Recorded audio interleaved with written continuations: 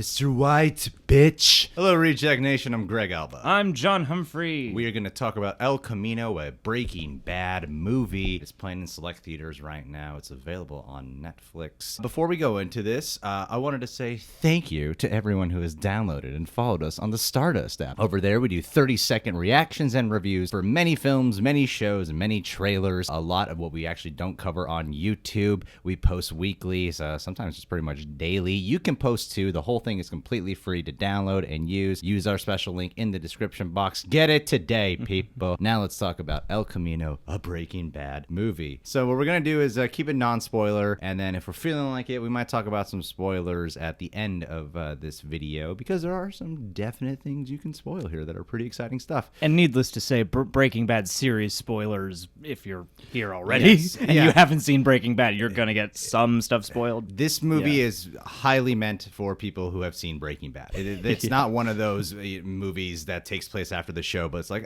even if you haven't seen the show, it's a reintroduction. There's none of that. If you haven't seen the show, you will just easily be confused. You won't get a lot of the nuances. And that's one of the cool things I actually like about the movie, is that it is in no way, shape, or form meant to hold anyone's hand through the Breaking Bad world. Watch that recap, but even still, you're probably not going to, the deep cut references, I was like, wait, I don't remember that. Yeah. It takes place instantly after the events of Jesse's final moment in Breaking Bad, getting away after being tortured by those, white supremacist kind of characters. By those, just being a meth slave. Yes, Walt is now dead. This is Vince Gilligan's version of a fugitive on the run kind of tale. I love the movie. It's different than Breaking Bad. It's different than Better Call Saul. But it feels like a natural part of the universe completely. Yeah, I think the word that's been thrown around a lot is the word epilogue, and that's the perfect way to put it. Great word. Yeah, because it doesn't feel like an extended episode to me. If anything, it feels like a movie, but there are times where it might feel like the best special episode you've ever seen. It's one of the two. It's going to fluctuate between. And this was a fascinating prospect because, we don't do this all the time, but we do live in a time where shows get revitalized in different ways, and especially with a show that had as good a track record and ended as well as Breaking Bad did. I was like, how are we going to make a movie out of this? And what really worked so well, and what struck me during the experience, was it's great because the show is Walt's story, and Walt's story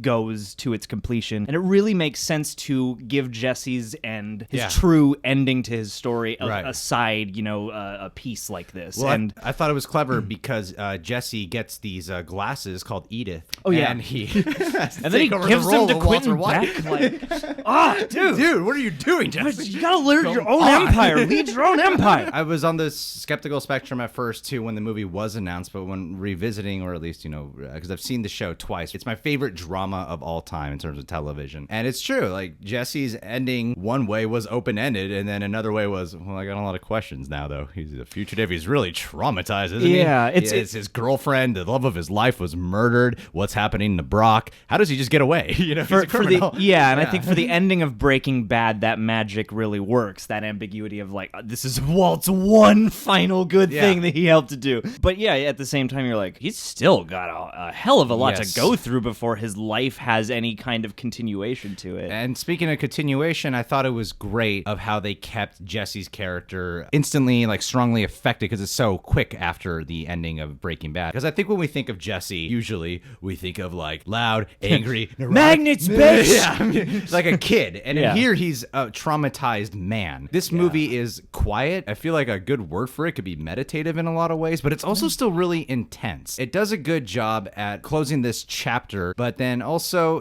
I don't know if the right word's filling in the gaps, because it has these flashback scenes. It shines a little light into some key aspects of his story as the complete protagonist, that are from the past. And I don't really want to detail it right now. Those are times where it feels like, was this a scene that maybe Vince Gilligan had in mind that he wanted to incorporate into the show? So that's when it could feel like a cool special episode. But still, as a complete package, it's a well-executed movie, and Aaron Paul is incredible in this movie. With the idea that they shot these extra flashbacks, you see different stages of Jesse in his life. One thing that I've always loved about Breaking Bad specifically is that I've seen the whole show twice. When I restarted it, I was like, oh wow, these characters are 1,000% different than they were at the beginning of the show. They truly evolved. Aaron Paul's ability to hop in time between these different portions of the different stages of Jesse's life feels so flawless and authentic, but even the modern day touch, he's so cool in this movie. More of the silent type Jesse in here. It's very effective. Once I got used to the motif of the then and now aspect of Jesse's journey, I thought it worked really nicely because that's another area to get kind of concerned about. It's like, oh, we're going to go back and do some Breaking Bad fan service? Yeah. And there are definite things in there that people are going to be like, whoa, Breaking Bad shit. But I thought for the most part, they tied everything into his immediate journey of the plot, took that time to comment on the character then as opposed to the character now and to really show you that growth. At least for me, like, I definitely want to go back and see what some of the finer nuances are because it is really meditative and there are scenes that are very quiet, but it felt like it all made sense to this journey because it's not just a physical journey, which it is a very physical journey, but it's, Jesse is like he is fighting as hard as possible just to get out of this with the life he has left, and there's so many moments where it could all end, so you feel the desperation. He's still grieving a lot, like thematically. And he's got PTSD. He's got PTSD. A lot of the thematic choices of this, I feel, really deal with the consequences of past choice, having to own up to your past, accepting your past. That's why I think the flashbacks I thought were essential. Sometimes they were essential in getting you to understand a certain plot point, and other times really helping you just understand where Jesse's at and what he's truly overcoming, what his complete arc is going to be by the end. I want to talk into a little bit about the writing and directing of this because that's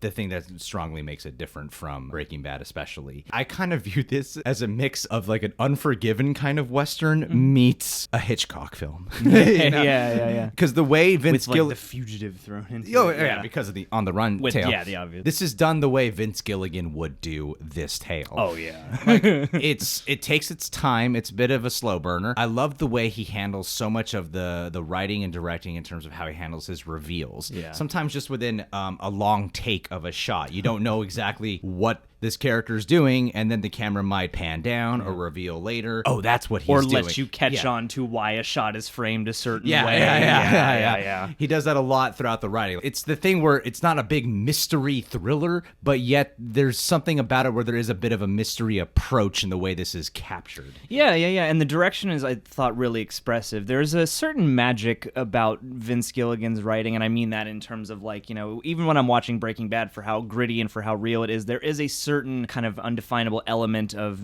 mysticism to the world that I can't call. There's just a certain magic that enchants the world, and I feel like he has a really sharp eye for direction for enhancing that, because I think that magic can break the illusion if it's not directed quite so well. But his choice of really expressive wide shots, really expressive long takes, and things like that are really wonderful across the movie. Some, like, to put it straight, there's some bitchin' angles in this movie. There's some unique angles where you're like, whoa, what a crazy shot.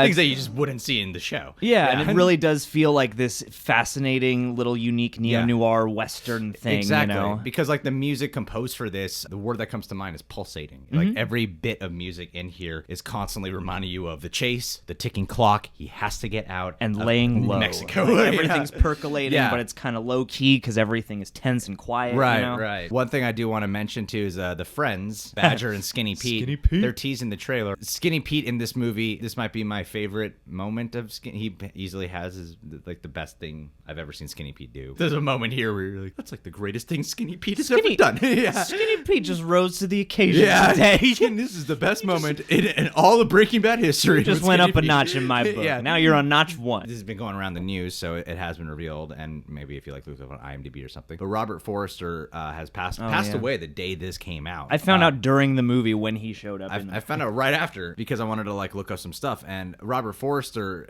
is great in the movie. Oh, he's terrific. It's significant. He's got some of the best scenes with Jesse Pinkman in the movie. I'm not just saying that because the guy passed away. Like his moments are so distinct. Is great. And I forgot he was in the show. Yeah, exactly. Like there were so many wonderful little bits of memory that would come back as scenes would unfold because I didn't have time really to go back and revisit the show very much. And so his performance is really wonderful and really expressive, and he is one of the most most significant, I think, parts of the movie, even if he is not one of the most prevalent on screen. I thought this was a really great way to kind of celebrate him. I mean, to put it in closing in the non-spoiler part, I do highly recommend this movie. A different kind of character study journey of Jesse Pinkman. Think of every cliche approach this movie could have done, any sequence in this movie, or what flashbacks they chose to see to enhance the character, and it's all done differently than you would ever expect. I was really impressed with the film, and I love the way Jesse arcs in this movie. If you are a fan of Breaking Bad, you know, some people say this film's not necessary. It's not necessary for the Walter White journey. It's not necessary to even complete the Breaking Bad journey.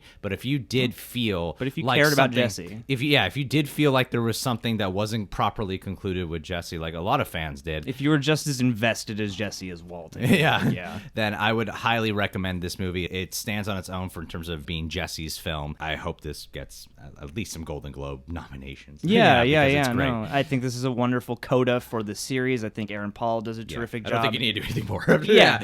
This weirdly was like... It's the one loose end that could be wrapped up. And you don't have to because the show is from Walt's point of view. But yeah, if we're going to, and if you like spending time in this world, and if you like what Vince Gilligan's style of writing and direction has to offer you, I thought this nailed it. I thought this, as a Breaking Bad fan, and as somebody who was invested in both Walt and Jesse pretty emotionally throughout that journey, I've walked away with a lot of feelings from this. So I really appreciated it. Yeah. Now let's get into some spoiler stuff here. Jesse kills Walt.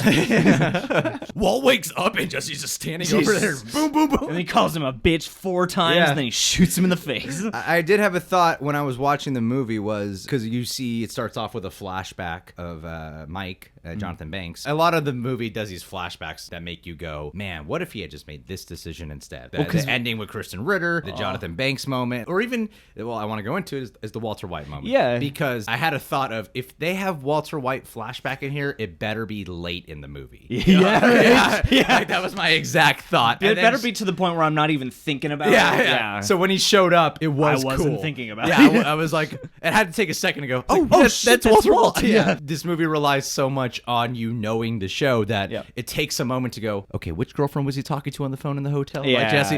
Was that Jane? If I'm not mistaken, is it right before, a little bit before they meet Gus? Because they're trying to get $1 million out of like a giant batch they made, right? Yeah, they want to sell the whole thing, right? First off, that was a defining moment to go, look how much Aaron Paul's Jesse has changed. Yeah. From that guy to the man he is now, right? Explaining him on pineapple and stuff. He's so different. It was an interesting choice because when you imagine dealing with trauma or what we know of Heisenberg, the character, I was surprised by how they chose a quiet moment, a subtle conversational moment and a character moment that ultimately goes to serve Jesse, and I thought that was great. I love that Bryan Cranston was game to do this, and for the moment he got to have, because it's not the most flattering Walt moment, you know. It's not about Walt. Yeah, exactly. And nor it's all about Jesse. And nor is it a wink at the camera moment. No. Structurally, it fit perfect. It wasn't just, we gotta do it. This makes actual perfect sense to have this flashback. Same goes for everyone. I thought they might have shoehorned a Saul Goodman moment in here, but they didn't, and I'm glad they didn't, because there would have been no point for it. I mean, they mentioned your lawyer, but that's about as far as it goes. But really, I think the big thing that I hope people really take notice of is Jesse Plemons as Todd. Yeah. Dude, that guy's a terrific actor. And Todd is such a strange character. And I heard that there was fat shaming going around towards Jesse Plemons on the internet. Oh, no. That's mean, and don't do that. Don't attack an actor because of that. Admittedly, though, there is that flip side where I was like, oh, Todd is heavier than he was. When you see the recap, But I'm not surprised because I've seen Jesse Plemons in so many movies to the point where that's what he looks like. It was when I was watching the recap to this, that's why. But it's been so long since I filmed it that as an actor point of view, I'm like, I didn't really even care. Well, an actor's weights fluctuate, and I don't know what he's doing like at the moment and what his schedule's like, so maybe he just couldn't slim down to do this movie or something, you know? But either way, he's great. The scenes they chose to show of psychological torture. We cut back and forth in the last season of Breaking Bad. It's quick. You feel the effect to live in the torture in a way that's not like, hey, they're just sitting him down and punching him. No, just like look at it's the things they assign to him. Look at You know? this awful life they have this guy live now. Yeah, it's a lot harsher than just we're going to beat you up all the time. Yeah. And that's what makes the Todd stuff so heartbreaking, because it's almost worse that he's trying to be nice in his own twisted way, because it's just that much more terrible. Well, it's like a pet he can talk to. And it really highlights the disconnect between Todd and humanity, because there's something off with Todd and his and I mean the whole thing with the maid and everything too. It just goes to further illustrate that, you know, because the whole time I'm like, what's he having him do, you know? And he's just so casual. So yeah, maybe we can paint, but first we got to move my dead maid. That moment where Jesse has because that was a moment where I'm like, oh, he's gonna go in the glove compartment, he's gonna find a gun, right? Yeah. But the way that was executed was heartbreaking. When he has to make a choice because he knows Brock's life is on the line. You know, like, should I just accept his pizza offer, or can I just kill this guy finally? And you just have that tear drop from his eye when he's like saying pepperoni. Oh my god, dude, so well acted. And that goes to show again, it's like what these highlights help with, and what Breaking Bad has always highlighted with Walt and Jesse is the point of no return is constantly reestablished. Yeah. And I think one thing this also highlights is how much Jesse has learned to think, because I think a younger, less experienced Jesse might have just capped him and drove off. Yeah, this is the most clever he's ever been. Yeah, the movie overall is clever. And that's a heartbreaking moment of watching him go, okay, I gotta think this through, and this is probably not worth it, as terrible as that seems, you know. And that's a good way to put it, because with this movie being quieter, it is more of a thinking role than it is and now you're finally watching Jesse have to think. Yeah, you know, like constantly plot it out. And then in terms of like the arc with Jesse, being able to have that conversation with his parents, I love the whole way that went down with finding the money in the fridge and the fake cops coming in there. Oh god, letting the audience in on like these guys are probably not real cops. I thought was smart. You know? Yeah, that was clever. But then when you get to the moment where the showdown with the gunslinger sequence, I thought it was cool, because that was Jesse like really arcing into a fighter at that moment. You know, like, because there's a couple of sequences that he has here where he's trying to escape, he's trying to hide, he's trying to run, but then he ultimately is forced a lot of the time to back down. Forced to play the long game. Trauma comes in. Yeah. And in that moment to shoot them, I thought that was a moment that was earned of a true badass, you know? Because that's the moment where he's like, this is the last, it's either I hit the reset or I die trying, and this is the last $1,800 I need to die trying. Yeah, but he's not like Jesse on. No, he's just wide-eyed Jesse. He's like cool, calm, and collected about it. Yeah, he's just determined at that point. Yeah. He's just pure determination. And the way it goes down is great, of just like the amount of gunshots he has to do, and even to get the other guy where he finally shoots him in the head. It's done in the most realistic Western kind of capacity you could do it in. And we got two dudes like who are terrific shots, being like, ah! And the ending shot too. I love how it mirrors. It parallels the finale of Breaking Bad. Well, one freak out, and another one is like, he's finally he has a gentle smile that crosses his face, and the he shift, can finally let this go. And the shift in the scenery, I think, is a beautiful motif too, from all these desolate desert, you know, New Mexico type landscapes to the snow, to the trees, to the hills. Yeah, you know? I mean, when the movie started with Mike, I felt like Vince Gilligan was okay with letting you in on he's probably gonna make it to Alaska. You know, the movie starts off with talking about Alaska. I think it would be pretty bleak to assume Jesse's gonna die horribly. Yeah. And that's kind of a different approach too that I thought with this was like, you kind of expect with Walter White that he's probably gonna die or get captured by the end of the show, like when the show starts. And then with this one, tragedy. You're going, I hope he gets a happy ending.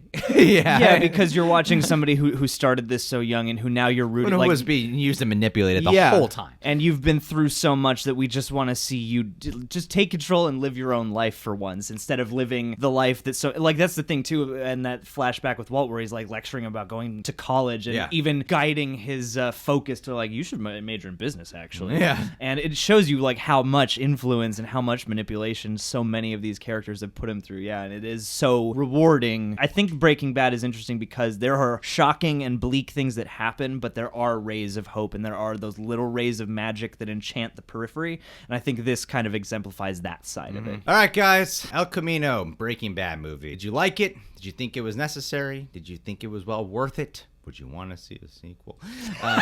Guys, you can subscribe to The Real Rejects. Click that notification bell. Make sure to download and follow us on the Stardust app. Thank you guys so much for being here. Catch you guys soon.